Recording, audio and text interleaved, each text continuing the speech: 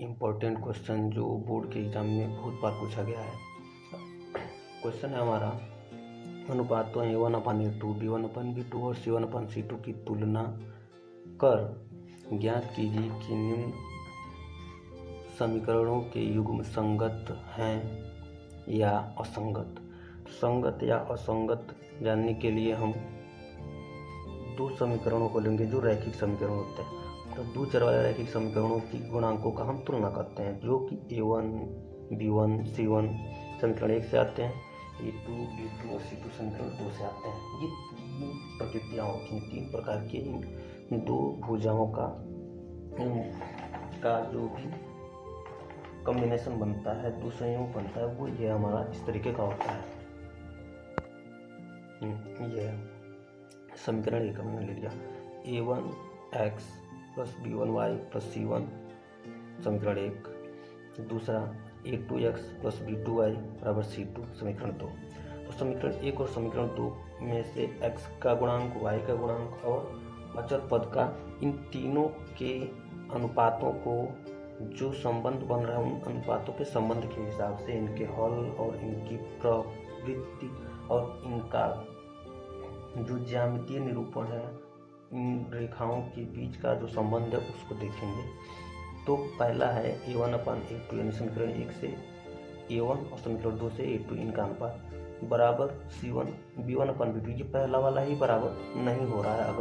अगर हम ये A1/A2 B1/B2 जो है ये हमारा अचर पद होता है, समीकरण में दिया गया होता है x y। तो चर इनका जब पहला वाला ही अनुपात बराबर नहीं हुआ तो ये जो प्रवृत्ति होती है, ये प्रकृति होती है दो रेखाओं का, तो वो प्रतिच्छेद की कंडीशन में होती है और इसका सिर्फ एक हल होता है। अब एक हल ही क्यों होता है? क्योंकि ये दोनों रेखाएं एक दूसरे को सिर्फ एक बिंदु पर ही स्पर्श कर रही हैं, इसलिए इसका एक हल होगा। अब ये एक दूसरे के संपर्क में कम से कम एक बार तो आई हैं, तो इसलिए संगत हुआ। दूसरा कंडीशन है A1/A2 B1/B2 C1/C2। अगर ये तीनों बराबर हो गए, जब तीनों बराबर हो गए तो ये एक, इसकी जो प्रवृत्ति होती है संपाती रेखा बनती है। मतलब एक लाइन तो थी, एक रेखा थी जो कि A1x B1y और C1 का एक रेखा, दूसरा A2x B2y C2 का। तो इन दोनों रेखाओं को एक रेखा के ऊपर दूसरी रेखा आ गई, इसको हम संपाती रेखा कहते हैं। अब जब दो रेखाएं एक दूसरे ऊपर हैं तो वो हर एक बिंदु पर एक दूसरे को स्पर्श कर रही हैं, तो जितनी बिंदुओं पर स्पर्श करेंगी उतने ही हल होंगे।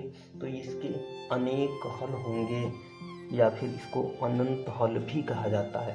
तो अपरिमित रूप से अनेक हल होंगे या अनंत हल होंगे या एक से अधिक हल होंगे, ये सब हो सकता है।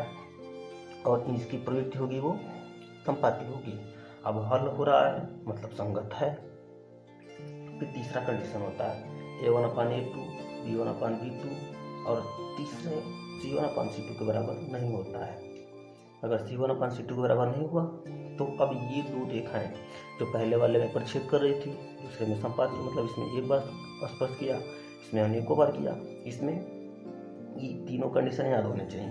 अब ये तीसरा कंडीशन जो है, इसमें ये दो रेखाएं एक दूसरे की समांतर बन गई। अब ये दोनों रेखाएं एक दूसरे को कहीं पर भी स्पर्श नहीं कर रही हैं, इसलिए इसका कोई हल नहीं होगा और ये समांतर रेखाएं होंगी। और जब कोई हल ही नहीं हुआ, कहीं स्पर्श ही नहीं की, तो ये असंगत हो जाएंगी। अब इससे एक क्वेश्चन हम लोग कर लेते हैं। तो समझ लेते हैं समीकरण 1 और दूसरा वाला समीकरण हो गया हमारा 2x + 2y = 5। ये हो गया हमारा समीकरण 2। अब यहाँ से हम A1 लिख लेते हैं।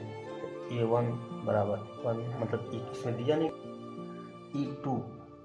अब यहाँ से A1 का हो गया, फिर ये A का होता है, ये B का होता है।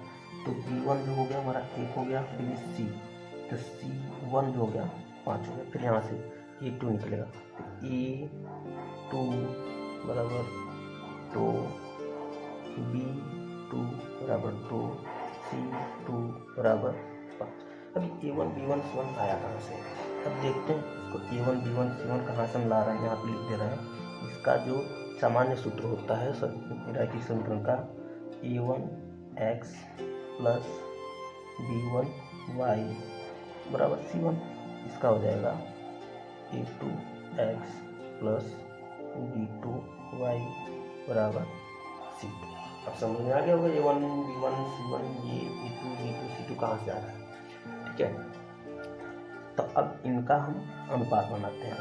तो a1 अपान a2 मतलब a1 अपान a2 ये हो जाएगा 1, फिर b1 अपान b2, b1 यहाँ पर दिया गया है 1, b2 भी दिया गया है, इसमें यहाँ पर a1 हो गया 2 और